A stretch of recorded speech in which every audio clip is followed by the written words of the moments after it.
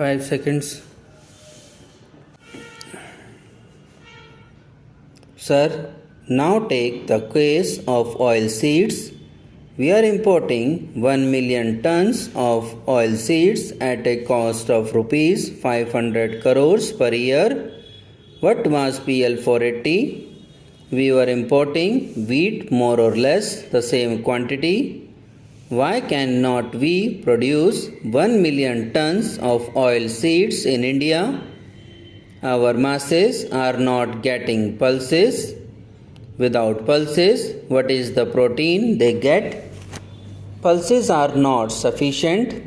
Our scientists have brought about a revolution, the Green Revolution, so far as wheat is concerned.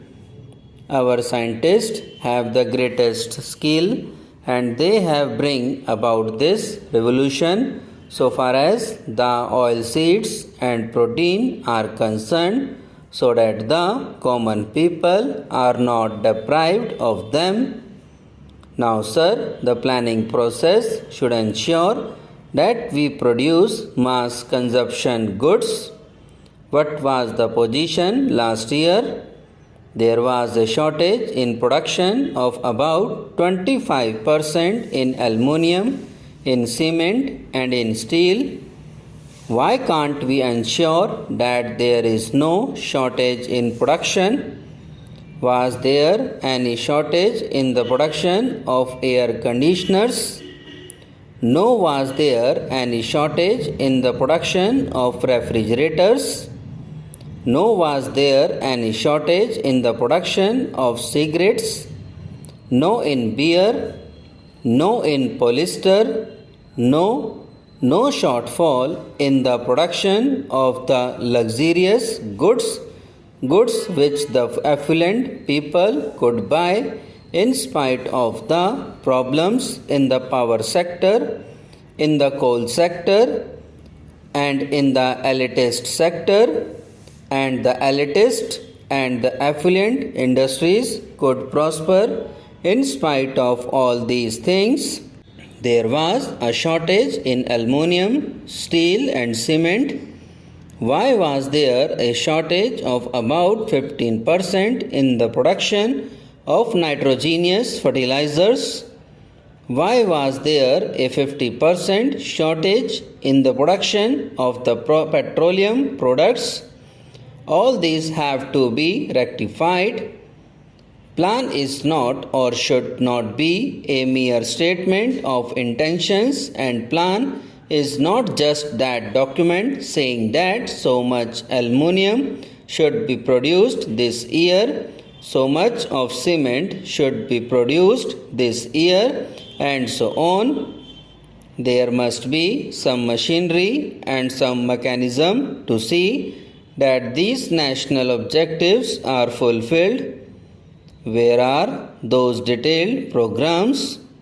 Where are those connections between the planning commission and the different industries, different entrepreneurs, peasants, scientists and others, so that these targets can actually be achieved and there is no shortfall in production as well?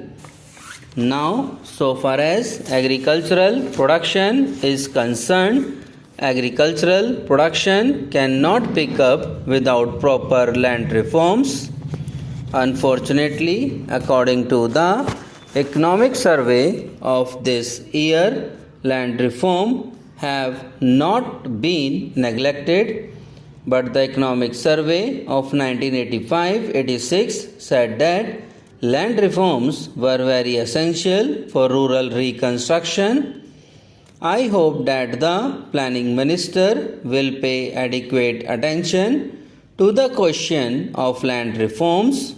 So far as land reforms and agricultural production are concerned, in agricultural production, in spite of our difficulties, we are ahead of China.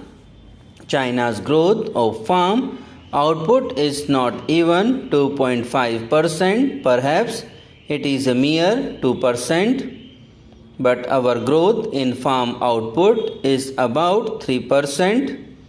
Therefore, we are ahead of China. But in other matters, China is ahead of us. But there is no reason why we should not excel them. Therefore, when we face these difficulties, we have to see how we can rectify them.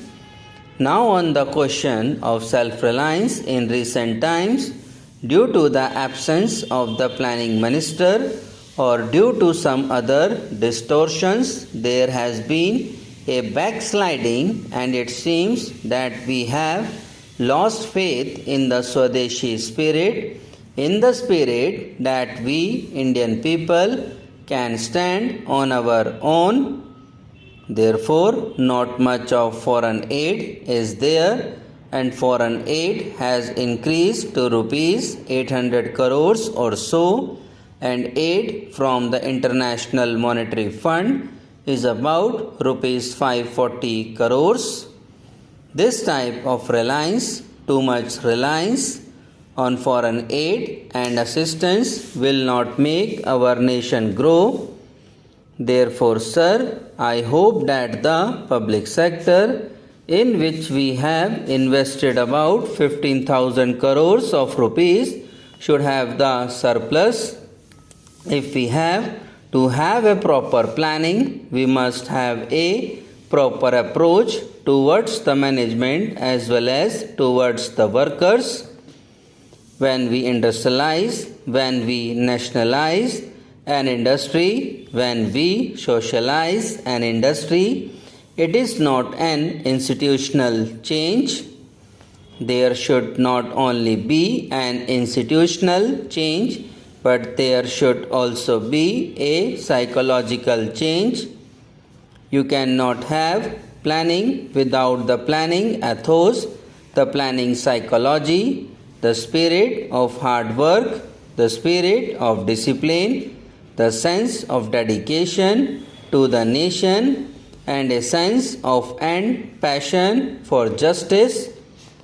Therefore, institutional change, attitudinal change, and psychological change go along with the planning mechanism and the planning, and unless we can make everybody feel that when we nationalize an industry, it belongs to the nation and that it must produce surpluses and that it must not create losses, we cannot succeed, because those surpluses will generate capital for further investment, for further production, and for further employment.